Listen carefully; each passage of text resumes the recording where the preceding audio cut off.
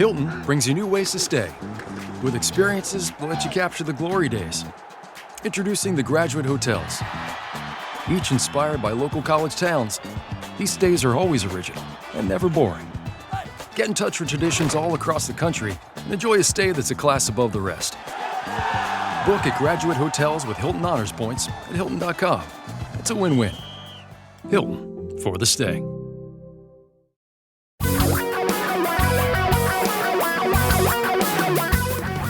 Reality radio for a really great future. We're talking real money. Hello, everyone. Welcome to Talking Real Money, the podcast. It's even almost summer for most of us who do or listen to the podcast, with one glaring exception, and that's that guy. What month is it there in the Seattle area? What month is it again? I think they call it January. Pretty sure. So weird. Yeah, Let's see what we are getting here in Florida as I am recording this. We have sea breeze fronts coming across the Florida peninsula. They are about to slam into giant thunderstorms right over my house any second now. So if you start hearing booming sounds outside, that would explain what that is. So hi, everybody. Welcome to Talking Real Money, the podcast. I'm Don. That's Tom. Or actually, no, I think today I'm Beans. Beans? Beans the giant. Ah, yes, so that crashing sound you hear may be me sitting down. Fee, fi, fo, fum, that kind of thing? I did that. I actually did that. You'd be good at that. I was recording a part for a podcast for kids that'll air in, I think it's July. That's cool. And I play a vegan giant living up at the top of the beanstalk. It's a very modern giant, though, or very modern beanstalk. So it's a very nice beanstalk. So I'll tell you more about that later. Good. Today, we are continuing yesterday's episode because last time yesterday's we were episode on Talking Real Money. Oh, sorry. Yeah. Previously on Talking Real Money. You can't do that. Yes, I can. Sorry. It's one of those days for sure. Yeah. He's in a mood. Mood. I think you're right. He really is in a mood. Thank God I get to edit this if things don't go well. Yesterday's episode of Talking Real Money, we started talking about the biggest mistakes investors make based on our experiences. Right off the cuff, nothing prepared. These were just the two of us talking about things that we see investors doing over the thousands of years we've been doing this show, since the Pliocene era, and the last mammoths were hunted down. Was that the Pliocene? Is that ice out there? It's still ice in Seattle, but it's January in Seattle. It's ice age. Exactly. And so we started doing that, but then we got inundated with phone calls because it was the Saturday live show that became the Tuesday podcast. So we deferred to calls. Now we're back, and now we really have to give you, as promised, at least 5 big mistakes investors make each. Now, Tom started off last week with ideas, not plans. You want to elaborate on that a little? Well, sure. People, the portfolios that I look at are not portfolios. They're a series of ideas. Things come along, people decide to buy them, or they're sold to them. And so I see all these, wow, shocking technology, right? Or individual stocks in particular sectors. Or here's a fund that, wasn't there one called ARK? I mean, things like that have come along where people said, oh, I got to have some of that. That's one of the biggest mistakes I see. My number one was far too many people either thinking they are smarter than the market or that they know of someone who is smarter than the market, which really does just come down to this basic concept of knowing the future and the fact that we think we're smart enough to know the future when what we're doing is confusing all of those thousands of hunches that we get basically every day, those gut feelings, some of them right, some of them wrong. You ever run into, and I do want to use moms for this, because mothers of children always have these gut feelings. Something is terribly wrong with my child. I can feel it, because they're moms. They're like, but how many times were those feelings correct, as opposed to I'm just worried and oh, good, they got home okay. Most of the time those hunches are wrong. The problem is when we feel them and coincidentally we end up being right. We think we knew something that we couldn't know. Some of us take it so far as to make a career based on one correct guess, and then we inflate that until it sustains us for life, even though we're consistently wrong thereafter, Harry Dent. Yeah, and I'll add a corollary to that in that people also have recency bias. Things that have happened recently will continue to happen. The market is littered with people, again, I think I mentioned ARC, that something worked for a period of time, that has to work for a long time, and it does not work for a long time. Well, that dovetails right into Tom's number 2, which was chasing what's hot. Now, how is chasing what's hot different from ideas? Well, again, because then you have a series of these portfolios that have a number of ideas. Chasing something hot could be as bad as jumping into Bitcoin, right? Or I gotta own or Tesla Dogecoin, after it's gone up. Any series of things that have happened recently that have had a good performance, and we again have a sense of confidence that performance will continue. And again, the track record is that it will not. So the better approach is to be diversified and own a lot of different things rather than saying that shiny object, I got to have some of that. Yeah, what you need to do, remember, is instead of just buying one Bored Ape Yacht Club meme, you need to buy multiple. You never know whether the Sailor Yacht Club or the Devil Yacht Club guy, the apes, you don't know which one is going to be the hot NFT in the future. So you need to diversify your NFT portfolio. Indeed, that is true. And I know you're pulling my chain on that one. Bored Ape Yacht Club. Still do not get why a drawing of an ape in some sort of a thing where like his eyes are hanging out of his head or something, how that can be worth 6 or even 7 figures. How is that possible? Well, wait, I think it was worth 7 figures. Now it's 6. It's probably now true maybe you now. can get it for 5. Yeah. I mean, these things are going in the wrong direction. So Don is being a very, very tongue-in-cheek, very facetious when he's talking about investing in NFTs, which we do not consider an investment at all, period. No, I mean, we don't think it's a good idea to invest in fine art, actual art painted by somebody famous, like a Claude Monet or a Van Gogh or a whomever. I don't get that. You could buy a piece of fine art and pay far less than you would pay for a piece of crappy digital art called an NFT. Yeah, and which is really just the license of that. I mean, it's a very odd thing. So, no, we don't consider that. And that is something hot or new. Yes, go ahead. My second one was not learning from our mistakes.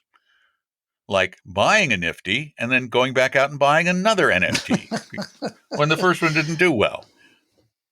Yeah. I know, again, that's a poor example, but yes, we do see that. It is. It's a terrible example, but not learning from our mistakes. Yeah. I'll give you a great example. Getting into the hot technology stocks in the 90s. Now, come on. I know a few of you who got into the hot technology stocks in the late 90s and got burned. Came back around and bought technology stocks recently and have gotten burned again. Well, because a lot of people, you're following. A lot of people jumped into technology, and because I talked to a lot of you at the end of 2021, because they had gone straight up for a period of time, got to own some of those, and guess what they've done in 2022? They've basically gone straight down. So again, it's illustrative. Yes, I concur on there. Let me take up number 3 for me. Here you go. This is Tom's number 3. Yeah, and this is one, it's underrated. It's not thought about nearly as much as it should. And that is not watching or understanding expenses, how much your portfolio is truly costing you. He just took mine. And I tell you why people don't, because they don't know where to look for it. They don't have to write a check for it. they don't really see it come out of their account unless they know how they're looking for it. And even when you own mutual funds or exchange traded funds, most people don't know what the thing expense ratio truly means. And so I think we talked about this on a recent program where somebody called in and said, I want to own this high income fund that's a bond fund that charges, I think it was like almost 50 basis points, 0.5. And I said, well, you could just go own the Vanguard total bond, which is like 5 basis points, I believe. That doesn't mean anything to people. I think that, what the hell? So I said, well, think about it another way. You're paying $5 a gallon for gas right now. Those of you who still own gas powered cars. And yes, I'm among them. Somebody in the office got a Tesla, but we'll talk about that maybe later. It wasn't me. So the point is $5 a gallon of gas is pretty expensive. But if that's would be in the 5 basis point bond fund. If you're paying 50 basis points, the equivalent is you're paying $50 a gallon of gas. Are you okay doing that? I'll bet not. But you do it every day with mutual funds. You don't see the money coming out. It's not meaningful. This is a part of investing you really have to understand. You've really got to be careful about it because remember, as I said, it's every day. And that's day another after day. human failing. That's another human failing. That's why it is so important that the government take our taxes out of our paychecks rather than send us a bill every year for how much we owe in taxes. Can you imagine what would happen if every year the government sent you a bill for $20,000 in taxes at the end of the year? Instead of taking it out 20,000 in little increments over the year, it adds up to 20 grand. It's a human failing. But here's the thing. If you have two identical funds, and we've seen this with S&P 500 funds too, where there is an S&P 500 fund that costs 50 basis points more than an index at somebody like, the same index at somebody like Vanguard. The difference between those two funds, just that half a point difference, over 20 years on $100,000 can amount to $50,000 extra dollars or fewer dollars at the end of that 20-year period, just from that slightly higher expense ratio. And I think that's more important to put it in dollars rather than expense ratios, because again, people don't know. Then the other part of the expense part, Don, is if you have hired someone to actually, give you the planning, have a financial plan, manage the money, do all that work. You and I have seen cases where people have paid as much as 3% a year for that, which is outrageous and hugely expensive over time. By the way, some of those people charge me and then they use index funds and act like they're doing you a favor. Like, well, wait a minute. Or even worse, they charge that too. And these days, 3 is rare. Yeah, the fees have come down. 3 is really, really rare. 2 certainly exists. And when you have somebody charging you 2% to manage your money, which a good advisor should do, and then they also put your money in really expensive products on top of that, they don't use the least expensive products available. They go with actively managed funds because they think there's somebody out there smarter than even they are. Then they're doing you a further disservice. So fees. Tom's right. Fees. Well, fees and let me matter. just finish that thought, because again, this is one where people don't think it makes a big difference.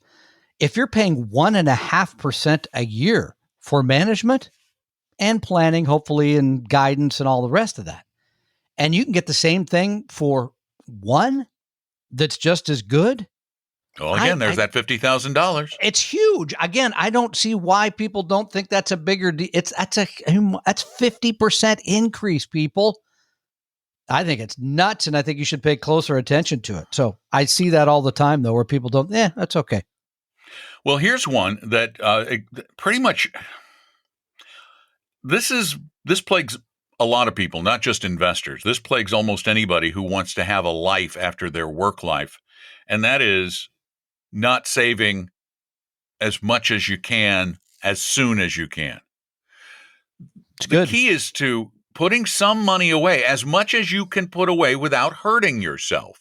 I didn't say as much as you can put away without reducing the number of vacations you take a year. If you go for a less expensive vacation and you can save more, you're better off. But saving it, the key is saving it sooner than later. I made this mistake myself as a young man. I did not save enough And when I did save in a 401k or whatever, I there were times when emergencies happened. Guess what I did? I spent the money as a young man. I had to take care of whatever the bill was right then. And that's short-sighted. I understand why people do it. I have a 27-year-old daughter. I get it. She's better than I was, though. So save early, save often. Yeah, I think that's good. And by the way, here's another one in terms of the saving. The minute you get a paycheck of any kind, set some of it aside. Do something so it's because it's the habit of doing that for me, especially when you begin full-time work, to immediately say, I'm taking 10 or 15% of my money. That's for the future. Yes, things come along when you're 27 that you don't expect and you got to pay for. I get all that. But to have the discipline, have the habit of starting early. And by the way, this is one of the things, if you join Diana Bacon's class, Money for Teens, that she talks about it, and that is the spend versus save teen, hugely important. And by the way, so is it time for my number 4? Not yet. Hold on. Oh, Speaking of surprises. Yeah. Oh, what's the next surprise? My daughter, 27, bought a house last year, bought a townhouse. And it was a wise decision because rents were so high that she bought this townhouse at a decent price way before the prices started rising, and then they were still constructing it, and they had to give her the pre-construction price. But after being there a year or three-quarters of a year, she got a bill for, you know how kids ignore things in the mail? They don't even believe there should be such a thing as mail. Open the mail. Yeah. You open the mail. Well, It turns out that she thought her homeowners association dues were part of her mortgage payment. Oh! They were not. Oops. So How much? A young lady running on a tight budget, her father just sent her a big check. You're a good guy. To help her through the HOA that reminds me, disaster. I just got I think it's from the county. I think it's taxes. I didn't realize that wasn't being paid out of my mortgage. Can I just send you the bill? Is that what your new job is, to pay those kind of things? Yeah, no. Okay. For my 27-year-old daughter. And so you're discriminating against those of us who are came older. with a painful talking with. Oh, I'd prefer to pay it myself rather than hearing that lecture. Have the talking. Sure. Yeah, exactly. Yeah, exactly. So, anyway. All right, so moving I'm on number 4. Tom's number. Yep. Yes, you're number 4. Yeah. And this is a big one because I see it regularly. Most of you as investors do not know how much risk you're taking. Most of you, especially youngers, take too much risk. And let me explain. You own portfolios that have individual stocks in them. Individual stocks are very risky because they can go through periods of time where they make nothing. They can also go out of business, default entirely. You own generally concentrated positions, types of stocks that have had a run, might not have a run into the future. We don't know. And most of you, especially I see younger people, which is good. You should have it mostly in stocks. But again, because you're not diversified, your portfolio is too stock heavy and too concentrated in individual or a similar type of positions. So too much risk is something I see from investors on a regular basis.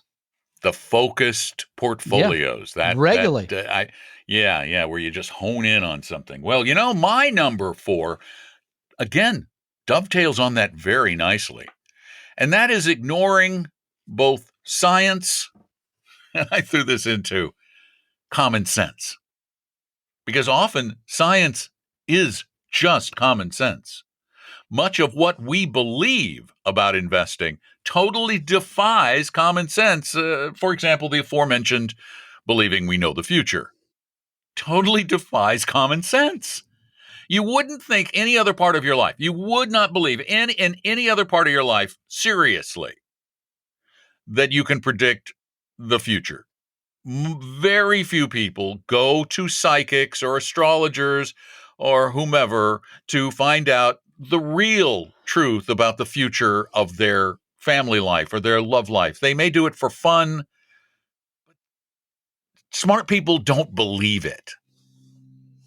Be a smart person and believe the science. The science says the future can't be predicted. In smaller ways, the science says that undervalued stocks have tended to, over time, become more valuable than stocks that aren't undervalued. Smaller company stocks have tended, according to the data, over time, to become more valuable more rapidly than the bigger companies. Little things like that are such simple ways of improving your portfolio, and yet we ignore them because our strange beliefs override our faith in the underlying research that shows something entirely different than what we believe. I think common sense. Again, if you sort of step back and looked at those two, at least those two principles, you'd say, yeah, that kind of makes general. Yeah. It's fairly intuitive. It's kind of a Don McDonald used to call it a duh factor. Duh. I mean, like the one factor that they've more recently discovered. This is one of my favorite factors that they have more recently discovered. Now, you'd think this would have been discovered thousands of years ago, but you'd think that they'd figured out the world was circular or a big sphere thousands of years ago, and they didn't. So the fact that they didn't figure out that companies that post higher profits consistently tend to do better than companies that don't post rising profits continues. The profitability factor. Duh. You mean a more profitable company is going to be worth more? Many, many years to figure out. Maybe it's buried in a time capsule from 5,000 years ago or something. Somebody learned, the Egyptians figured it out, but their civilization collapsed. And well, it's hard to read that stuff on the outside of the pyramids. It's hard to read those hieroglyphics until you have the code. The stone. The stone. What was it called? The Rosetta Stone. Yeah, exactly. I was going to say the soapstone. No, but it's the Rosetta Stone. Soapstone. I'm joking. All right, ignoring science. Now, Tom, 5 for you, sir. Yeah, and this is your last one, unless in the bonus round you realize one that's even better. Ding, ding, ding, ding. Here's the thing. This is going to sound funny because I just said the portfolios I see often contain too much risk. The other mistake I see is too little risk. There are many of you that invested for a while, and you know who you are, and then stocks went down and you said, I don't want to be part of that anymore. Oh, you can go back and run the years 87, 98, 2000, 2001, 2007, all those, 2020, etc., 2013. You can bring up the other years, forget.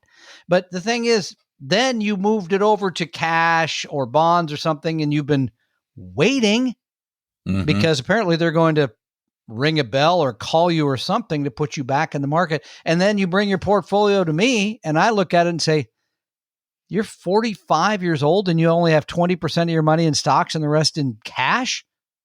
Or you have, like many other people, millions of dollars sitting around in banks? So too little risk. And by the way, never has that been more painfully evident than today when inflation, I don't know, is it running at 8%? Is it going to run at 4%? I mean, I read today that the government believes it's going to run at about 4.5%. Even 4.5% would be well above historical averages and we compound how much things cost very quickly. So too little risk is a big, big, big mistake that I see on a regular basis. Please stand by for a call from the stock market. Hello, this is the stock market. I just wanted to let you know that that this is the moment. Tomorrow prices are going to go up, so it'd be wise for you to go ahead and start investing now. Oh, okay. You're not going to get one of those. you see on caller Wish you did. The stock market. Ooh, the stock market's calling, honey. It must be time to get back in. Oh, and then you get one of those calls where it's like, hi, this is the stock market. Sorry, it's going to go down some more. Ouch. Sorry. Harry Dent is on line 2, says time to sell. By the way, his prediction of the end of the world by, I think it was the end of May, apparently didn't play out either. So, well, he's going to say, I was almost right. Stocks went down some. Yes, they did. Yeah. Some. Here's my 5th and final biggest mistake. Yeah, and I really believe I believe this is the biggest mistake. Oh, I think this is the okay. biggest mistake we all make, is we fail to think about anything that has already happened as past tense. Oh, that's a If good one. we would just change the way we think The market about is anything going. that has happened even a fraction of a second ago Yeah. as past tense, I think we would all be better investors. The market is never doing anything. It might do something or it has done something. Those are your only choices. Change the way you think. Not the market will, because you don't know the future, so you can't say will. The market might or the market has. That's all, period. And that, by the way, is also what I mentioned earlier about recency bias, that people have a tendency to think because the market has done something in the last week, month, hour, minute, it will continue to do so. No way. It can vary all over the place. So you can't, there's no predictable pattern to all that. Therefore, you're properly invested all the time for whatever may occur. And you said this well at Retire Meet, Don, because I think somebody brought that. I think there was a question about, well, inflation is going up. And you even said, well, nobody knows anything is going to happen right after this. Yeah. And That's by the way, quick. that just happened. That Exactly. just happened. That's it. It has happened. I can't make that happen because I can't say is fast enough. Darn it. See, I said is and it was gone before I could finish is. Oh, frustrating. Well, let's see. We were going to do questions, but I have good news and bad news for all of you. Yes. The good news is we no longer have a backlog of questions like we had. The bad news? The bad news is we no longer have a backlog of questions. In fact, I have just enough for a short version of Friday's Q&A podcast. So all right, well, keep this those. is just going to be, this is the topic of today's show is Biggest Mistakes Part 2. There you go. One important topic things program to know. with Important. lots of great information in it, though. Very right? true. Yep. Right. So now, Tom, if people, well, here, let me start with my part. If you want to ask us questions, it's really easy. You can call in your question anytime to 855-935-TALK. The better way to get your questions to us, if you have a mic with your computer, would you like a microphone with that computer, sir? Say yes whenever they ask Get that. the fries as well. Yeah, fries and a microphone. Go to talkingrealmoney.com. On the contact form, you can record your question. Sounds so much better. You can type it too if you want. Now, if you need a little bit more help, if you need a little more detailed help than we can provide, and we know there is such a thing, that we can provide in a quick phone call, we will help you within a reasonable period of time at our investment advisory firm, Vestry by Appella. Tom, tell them more. Yeah, well, here's the thing. And by the way, one person so far has taken me up on the Saturday thing. Because remember, you said, well, you'll do meetings, right, Tom? And I said, yeah, I'll talk to people Saturday morning. I'm here. What do I care? So one person's already have one meeting this Saturday.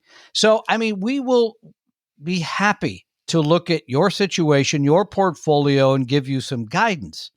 Now, Tom, by the way, he means the royal we, just him. Yeah. Okay. Here's the thing. There's also other advisors. There's also very smart people that work for us. And there's also incredible software that we use to make sure that your portfolio aligns with what you're trying to do. All those things. And yes, there's a complimentary aspect to this. We try to help you get on the right. We just talked to a guy the other day. It's free. It's not a complimentary aspect. Okay, well, but it's if you hire us, free. As you already said in your ads, if you hire us, then we'll charge you. Yeah, we'll charge you. So anyway, it's a very important thing to get done, no matter where you are in your life, in your investing life, etc. All you do is go to Vestry.com. And I think click on what? Contact us? No, just go down to the bottom of the page. Go down the bottom. Set up an appointment. There you go. And just go ahead and set up the appointment. We'll find somebody. Chat with us. Tom will either make somebody meet with you, or he'd just probably do it himself because he doesn't want to be the bad guy. Oh, yeah? You're kidding me. Oh, yeah, you do. Never mind. You like being today, particularly. Anyway. He likes being the bad guy. Oh, God. Thank Take God advantage the show of it. went well. So we had no Tom meltdown, which is that's a relief. All right. We made it through it, Tom. Congratulations. So proud. Feel so much better. Yeah. And thank you all for making it through it with us. We appreciate you being there. Spread the word. Tell people about Talking Real Money, your new favorite podcast. I mean, if it's your favorite, you really should share with everybody, right? And if you like us, leave a review at Apple Podcasts. But if we have a little technical glitch, don't give us 1 star, you goofs. Yeah, what does that have to do with us? I don't know. That was really unfair. We had a guest who had crackly noises on his line. Well, I can't listen to that show. I can't believe you left. It was an interesting interview. Relax. Yeah. All right. Moving along. I'm Don. That's Tom. We're talking real money. We hope you realize that the information provided on Talking Real Money is for informational, educational, and hopefully enjoyable purposes only. Providing personalized financial planning or investing advice takes time, so please consult with a really good fee-only fiduciary investment, tax, or legal advisor. We know a good one. Investing must always involve risk. In other words, you can and probably will lose money at times. Also, as much as you want it, no one can accurately and consistently predict the future, so past performance doesn't tell you a darn thing about what the future will bring. Unlike many other programs that say something similar, Talking Real Money is not trying to get you to buy or sell any financial products or securities. Instead, the program is provided as a public service by Appella Capital, a fee-only registered investment advisor. Thanks for listening, and please visit TalkingRealMoney.com for more information and disclosures. That's a wrap.